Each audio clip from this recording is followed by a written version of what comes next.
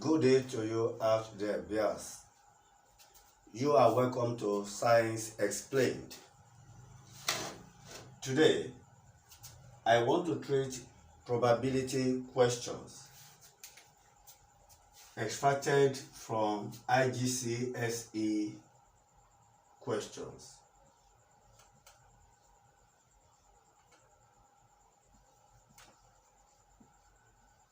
Okay. In particular, I will be using tree diagram to solve all the questions on probability. At the end of watching this video, if you are impressed, please do not hesitate to share, subscribe, and like the button. Also, I will appreciate your comment on my teaching in order to improve the quality of this platform.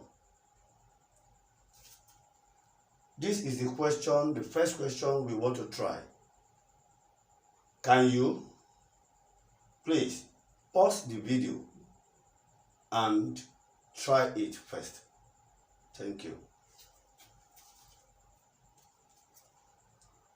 Okay. The question we want to solve is about a coin that is tossed 3 times. A coin tossed 3 times is the same thing as tossing 3 coins at once. Follow that statement. The result you get when a coin is tossed 3 times is the same result you will get when you toss 3 coins 1 time, all at once. And every coin has 2 sides. We label the sides head and tail. So the first thing you will do before you go on drawing the tree diagram is to find the probability of getting a head from throwing a coin and the probability of getting a tail from throwing a coin. Probability of a head is 1/2 because a coin has one face that bears the head and one face that bears the tail. Since the total number of faces is 2, that is why the probability of a head will be 1/2, which is number of head over total number of sides. The same thing, probability of a tail, which is capital letter T, will be 1/2 since they have equal number of appearance. This type of probability is called equiprobable events. That means the probability of either of the 2 is equal. Alright, how do we now go about drawing the tree diagram? Let's go ahead and see how. Okay, this is the tree diagram. To answer this question, let me explain how we arrive at this. Look at this the first diagram here. This line and this line making 2 represent the branches of a tree. That means the whole of this one here, this very particular one, represents a tree with 2 branches. Why is the tree having 2 branches? Because the coin is the one represented by the tree And since the coin has two faces, therefore the tree will have two branches. Now, in order to get the total number of outcomes for tossing the coin 3 times, we have to go 3 steps. This is the first step. Now look at the second step, which is this. The second step is achieved by attaching a tree to each of the branches on the first step. That means this branch on the first step is attached to this tree with 2 branches. This second branch here is attached to this tree with 2 branches. That's the second step. That means, supposing that the coin is tossed 2 times, this is where the step will end. We won't go further. But the third step comes in because we are having 3 times. So the same thing, we will attach a tree of 2 branches to each branch on the second step. And this branch will have this tree attached to it. This branch will have this tree attached to it. This branch will have this tree attached to it. This branch will have this tree attached to it. That means if supposing that the coin is tossed 4 times, we'll go to the 4th stage, the 4th step, where a tree will be attached to each branch down. Now, having done that, one branch is named head, while the other branch is named tail. So since head is up, tail is down, that is the pattern we have to use throughout. We cannot change it. But supposing that we put tail up, head down, head down, that is the pattern we also use throughout. So take note of that. That means the pattern must be uniform. That is, they must look alike. Alright, having done this, the next thing is to write out the outcomes of the 3 events. So starting from the first branch to the last branch. So you'll be tracing them out. So I'm going to use a blue pen to write the result. So if I start from the first branch and I'm going this way, see the way I'm tracing myself. So you can see head, head, head. That will be the outcome. Then this way now, I come back to the beginning again. I trace head, head, then to this second branch, last here. That will be tail. That will be head, head, tail. Then to end here now, I will come back to the beginning. Let's see, head, tail, head, head, tail, head. Then from the beginning again, head, tail, tail. You can see the way it is being traced.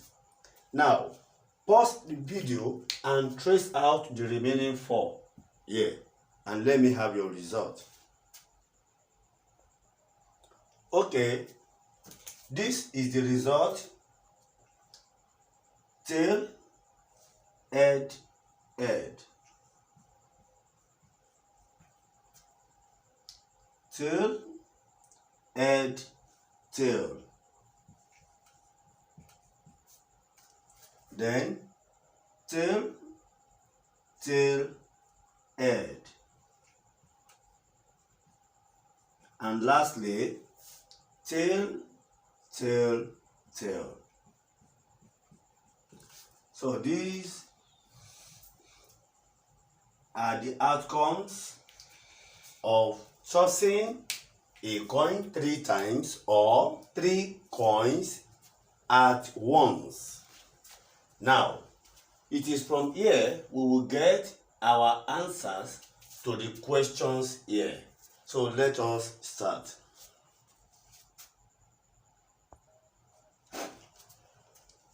Roman figure 1. Probability of 2 heads and 1 tail.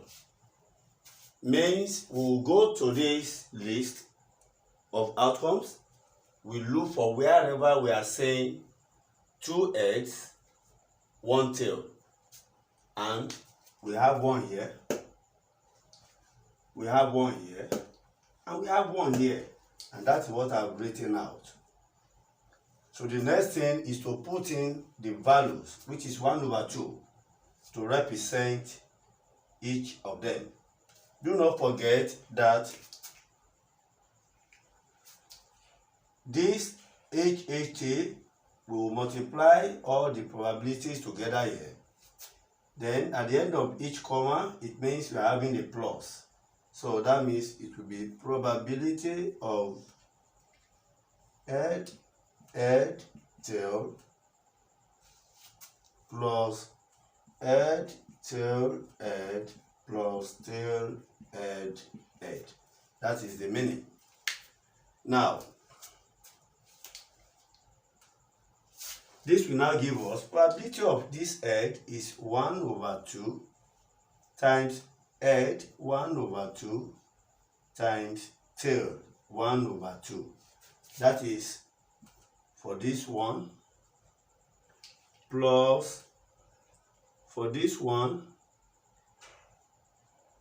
we have 1/2, that is for this one, head 1/2 times tail 1/2 times head 1/2, bracket closed. Then plus for this one we have for tail 1/2 times for head 1/2 times 1/2.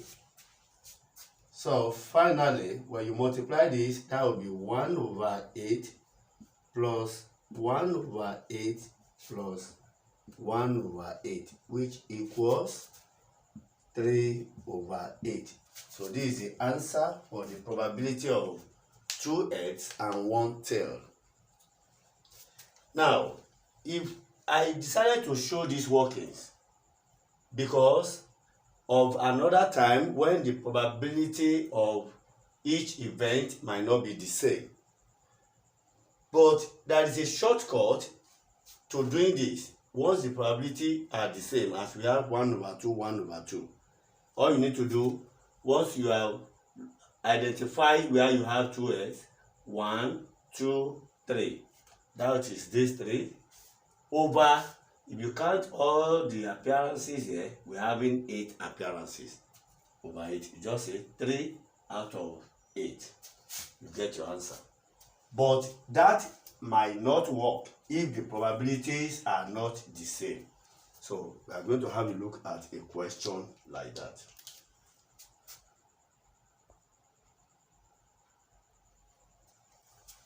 To find probability of at least 1 head, you need to interpret that statement.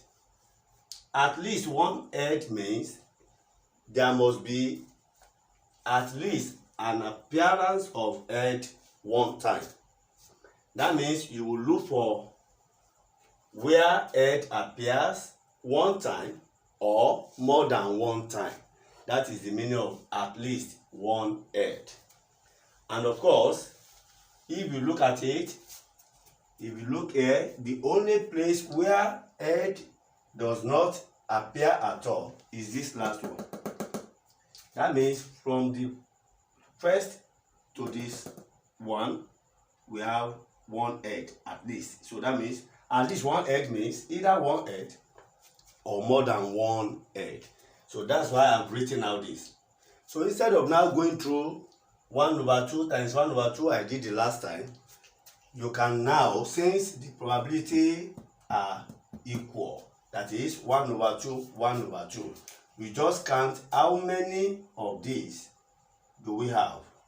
1, 2, 3, 4, 5, 6, 7. That will be 7 over 8, because the total number from here to here is what? 8, and that is all.